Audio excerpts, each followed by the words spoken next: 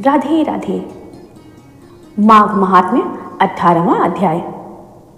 नैमिषारण्य तीर्थ में माघ महात्म्य सुन रहे 88,000 ऋषियों से सूत जी ने कहा, हे ऋषियों, भगवान दत्तात्रेय जी द्वारा वर्णित माघ महात्म्य मैंने आपको बता दिया। अब मैं महर्षि वशिष्ठ जी द्वारा महाराज दिलीप को कहे हुए माघ स्नान के फल और महात्म्य का वर्णन करता हूँ। इसका ध्यानपूर्वक श्रवण कीजिए। महर्षि वशिष्ठ जी ने कहा, हे राजन, माघ मास में नियम पूर्वक किए गए स्नान के संपूर्ण पूर्ण फलों के वर्णन की सामर्थ्य तो देवताओं में भी नहीं है। माघ स्नान समस्त यज्ञों, दानों और व्रतों से श्रेष्ठ है। समस्त श्रेष्ठ दानों से प्राप्त होने वाले फल माघ स्नान करने से प्राप्त हो जाते हैं। हे राजन, यह ब्रह्मज्ञानी के समान सद्गति को प्राप्त कराता है। यदि घोर पातकी मनुष्य भी मकर के सूर्य में माघ स्नान के पश्चात इस आराधना करते हैं, दान करते हैं तथा अपने शेष जीवन में पापों से बचे रहकर शुभ कर्म करते रहते हैं, तो वे समस्त पापों संतापों से मुक्त होकर सद्गति को प्राप्त करते हैं। महर्षि वशिष्ठ जी ने राजा दिलीप से कहा, हे राजन, माघ स्नान से मनुष्यगण पवित्र होकर मातृ पितृ कुलों के पितरों सहित उत्तम सुंदर विमानों पर चढ़कर स्वर्ग को जाते हैं। जो माघ महीने में नदी में अरुणोदय काल का स्नान करता है, वह पिता तथा माता के वंश के समस्त मनुष्यों का उद्धार करके सुंदर माला लेकर स्वर्ग जाता है। सदा के पापी, दुराचारी और कुकर्मी मनुष्य भी माघ स्नान और हरि की पूजा करने से पाप के बड़े समुदाय से निर्मुक्त होकर भगवान के सदृश शरीर वाले हो जाते हैं। पाखंडी मनुष्य भी प्रयाग में माघ के महीने में 3 दिन स्नान करने से सज्जनों की गति को प्राप्त होते हैं। संसार में पुण्य तीर्थों में माघ महीने का स्नान मनुष्यों को अत्यंत श्रेष्ठ है। इससे मनुष्य ब्रह्मविद्ताओं की दशा को प्राप्त करता है, इसमें संदेह नहीं है। महर्षि वशिष्ठ जी ने आगे कहा, हे राजन, माघ स्नान का पुण्य फल इतना अधिक है कि प्राचीन काल में एक समय राजा इंद्र के श्राप से कठिन दुख भोगती गंधर्व कन्याएं भी माघ स्नान करके उस श्राप से मुक्त हो गई थी। माघ स्नान अग्नि की तरह सब पापों को जलाकर नष्ट कर देता है।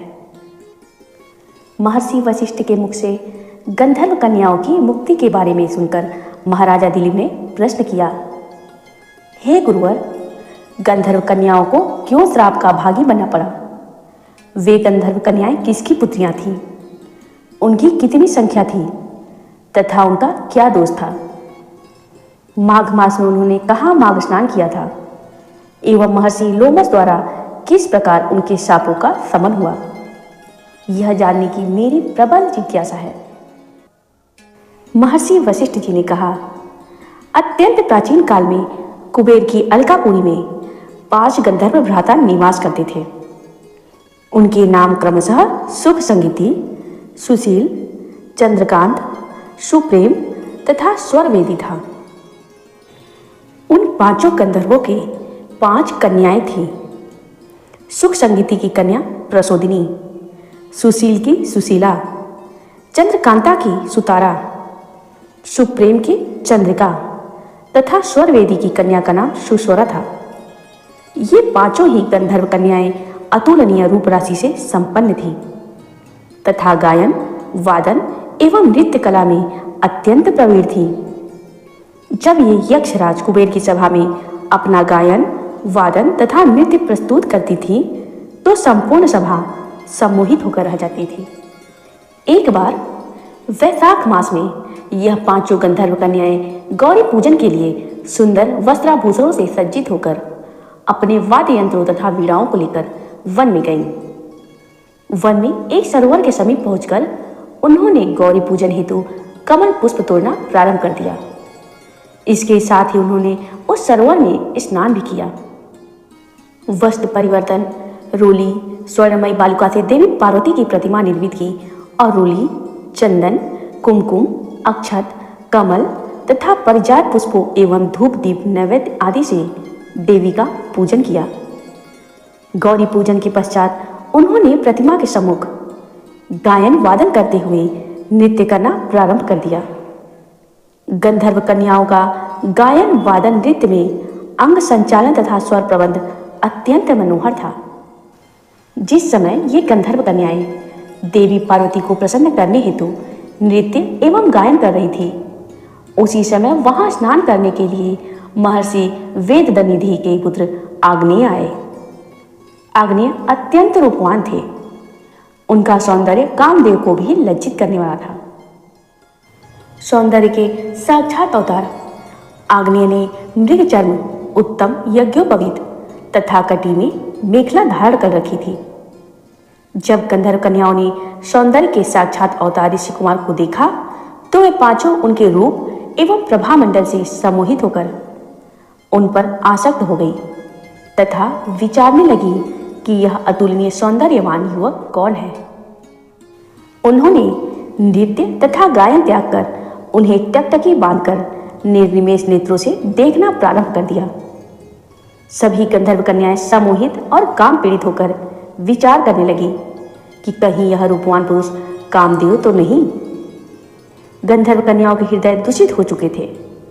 उन्होंने सोचा यह चाहे कोई भी क्यों न हो, पर ईश्वर ने यहाँ इसे हमारे निमित्त ही भेजा है। जिस प्रकार सौभाग्यशालियों को अपने पूर्व सत्कर्मों के फल से कोष की प्राप्ति होती है, उसी प्रकार देवी भगवती पार्वती ने इसे प्रसन्न होकर हमारे लिए ही भेजा है। यह हमारा वर है। वे आपस में कहने लगी, इसे मैंने वरा है, इसे मैंने वरा है। आपस में इस प्रकार चर्चा करती हुई वे गंधर्व कन्याएं भ्रमित व आनंद मग्न होकर नृत्य करने लगी।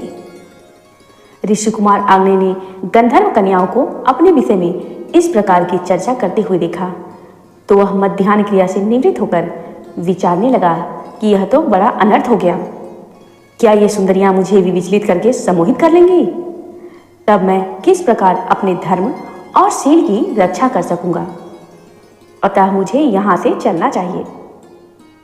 ऐसा विचार मन में करके ऋषि कुमार आग्नेय गंधर्व कन्याओं को अपने समीप पहुंचने से पूर्व ही अपने योग बल से अदृश्य हो गए। योग शक्ति से अदृश्य हुए ऋषि कुमार को अपने सामने न पाकर वे सुंदरियां प्यास से व्याकुल मृगियों के समान दुखी और उद्वेलित हो गईं।